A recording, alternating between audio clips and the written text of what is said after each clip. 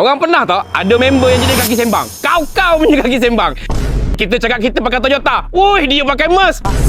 Hoi, member macam ni. Pening tau, pening. Tarik telinga ni kalau dengar dia sembang, berair ke tak berair? Kalau korang ada, cuba tag sikit kat aku. Aku nak tengok muka dia macam mana. Biasa orang muka macam ni. Hoi, pecah.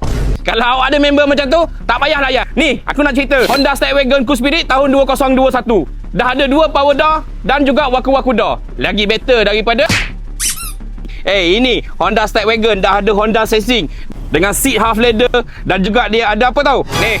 Dah panggil ni? Ada pedal shift bro. Orang kuat sembang naik kereta CC 2.0 tapi hybrid. Tapi ni bro, Honda Stepwagon 1.5 turbo. Dia punya road tax baru 120. Bukannya 380 macam kereta tu. Sembang pompang-pompang tapi pakai kereta warna putih, warna hitam. Jadilah yang rare sikit bro. Ni color biru ni dekat Malaysia ni jarang ada, kau tahu tak? Kalau kau lambat kau akan melepas. Confirm bro. Ada satu je dekat kita punya showroom. Tekan link sekarang untuk dapatkan kereta yang rare color macam ni. Bos, pinjam 100 bah. Duit tak ada bah. Habis lah.